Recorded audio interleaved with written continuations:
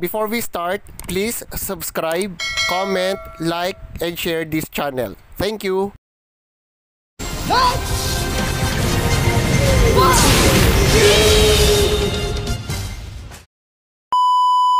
Kumusta mga ka-official? So, nagulat kayo dun sa intro natin ngayon, no? Grabe, nakakagulat, no? Yung opening pa lang. Diba? Pagkarinig ko nung sigaw na yun, para ko bumalik sa pagkabata nun. Ilang beses ko rin pinanood to, mga 20 times na yata, At kada nood ko, hindi talaga nawawala yung goosebumps. Talagang tumatayo yung balahibo ko. Habang pinapatugtog yung kanta, kahit kakaunti lang, kahit short lang yung kanta, talagang kinilabutan ako doon habang nagtatransform sila. So, yun talaga yung iconic na inaabangan natin every week. Kaya talagang nagbabalik or may nostalgia feeling habang pinapanood ko tong teaser na to. Kung hindi pa sinabi ng kasama ko sa trabaho na may ganitong teaser, wala. Hindi ko magagawa tong reaction video na to tungkol sa trailer na to. So, shout out dito sa kaibigan natin at kasama sa trabaho, si Benzar Allen Mejores. Yan, may YouTube channel din siya, so panoorin nyo. Ang galing ng pagkakagawa nila dun sa robot, hindi yung kumbaga kung anong component ng robot, yung mga parts niya, pag nabuo is parang kala mo mga kahon-kahon lang. Parang ginaya nila yung Transformers na may mga parang excess na mga parts pag once na kumabit na siya sa body. So parang yun yung mga muscle ng robot. Nahihiwagaan lang ako kung paano gagawin yung setup ng kung paano yung normal conversation. Kasi alam ko yung pag mga nasa fighting scene na, like kapag nasa robot or nasa mga sasakyan na sila, for sure, ipapatong yung mga mukha nila dun sa visual effects. Kasi wala naman talagang ganung technology ngayon So, talagang gagamitin yan ng CGI. Or yung tinatawag nila na computer-generated images. Pagkakita pa lang sa Camp Big Falcon, grabe, ang ganda. Lalo na yung pagbukas niya. Ibang klase yung feeling dun Yung nag-iipon ng lakas yung thrusters niya bago siya lumipad.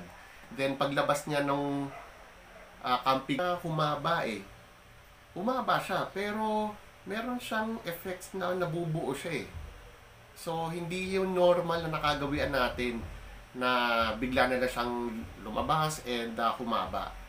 So, marami tayong aabangan dito sa palabas na to. So, bigla ko napagawa nitong reaction video na biglang nag-air noong January 14, hindi natin napansin itong trailer na to dahil busy ang lahat kay Mateo kung paano naman niya wasakin ang PS5. So, kailangan malaman na ng lahat na meron ganito. At sigurado ako magbabago yung tingin sa TV after na mapalabas nito. So, bigla tayong ginulat nitong paborito natin palabas noong 90s. Which is ang Voltes 5. Sa Japanese, ang tawag nila dito ay Chodenshi Machine Borutetsu 5. Kung sa English term naman ay Super Electromagnetic Machine Voltes 5 or simply Voltes 5 na lang. So, yan yung Eraserheads na album kung natatandaan ninyo ng mga 90s. Itong TV series na to ay produce ng Toei Animation and Nippon Sunrise. Itong Voltes 5 ay kasama sa tinatawag nila noon na Robot Romance Trilogy, which is ang kasama dito ay yung Combattler V and also yung Daimos. So, yung Daimos ang pangalawang robot na anime na pinalabas dito sa Pilipinas noon. So, nagsimula itong i-air sa Pilipinas sa GMA noong May 5, 1978. So, di pa ako pinapanganak niyan. Pero nahinto yan So, nung mga panahon ng martial law, dahil sa sobrang violence daw na pinapakita nitong anime na to,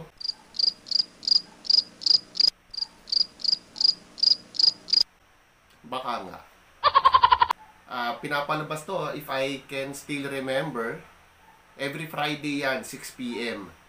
So, talagang nasa bahay na yung mga bata after maglaro sa tanghali. And after kumain na rin, or habang kumakain ay nanonood na nitong magandang palabas na. Pinakita yung teaser nito, yung unang teaser noong New Year's countdown ng GMA noong December 31, 2019.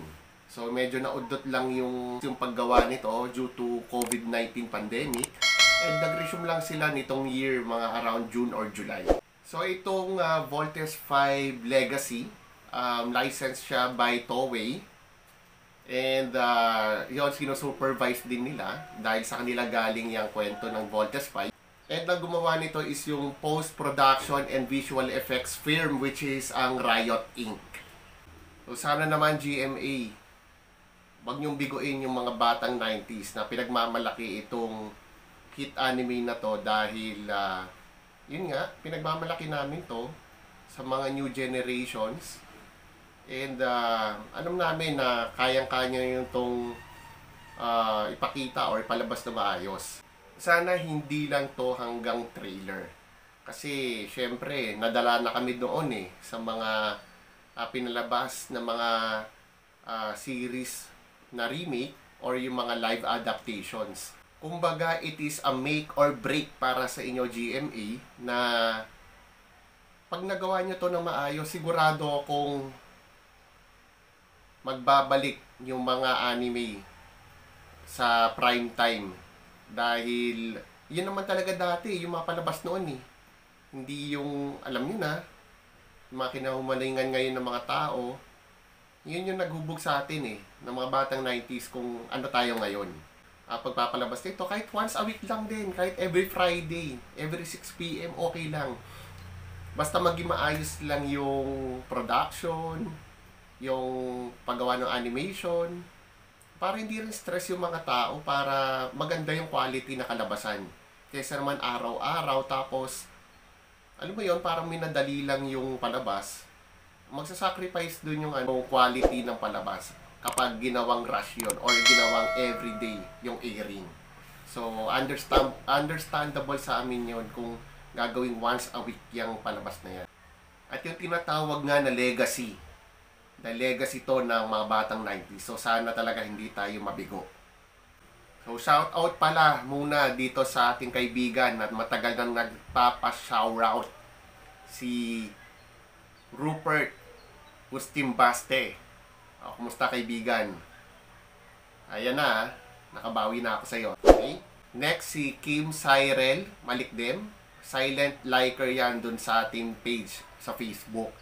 Follow nyo na rin yung Facebook page ko. Same name lang din. Donnery Cabral Official. So, meron na yung 280 plus na followers. So, sana madagdagan pa. And also, follow nyo na rin itong mga kaibigan ko, yung mga YouTube channels nila. Magaganda yung mga contents niyan. At alam ko mag-e-enjoy kayo. So, maraming comparison to sa naging video ni Idol Bitoy, Michael V. Pero, sa totoo lang, doon ko halos nakuha yung mga trivia. Although meron siyang mga additional na hindi naman natin na-experience.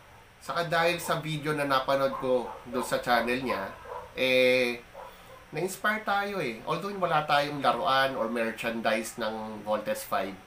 Pero dun lang sa simple thought na masyado na tayong busy para makita yung mga ganitong palabas or ma-enjoy. Parang, kumbaga, mabilis na lumilipas yung panahon. Nakakalimutan na natin na maging pusong bata. Nga, gaya ng sabi niya, hindi na tayo naglalaro, kaya tumatanda na tayo. So, I will end this reaction video. And I hope na may nakuha kayo, may natutunan kayo kahit konti. And sabay-sabay nating abangan itong live adaptation ng Voltes 5 Legacy. So, ingat kayo guys. And may COVID pa rin. So, wag tayong maging kumpiyansa. Physical distancing, disinfection, and pagsunod sa mga health protocols para iwas tayo sa sakit at maabutan natin at mapanood natin itong magandang palabas na to.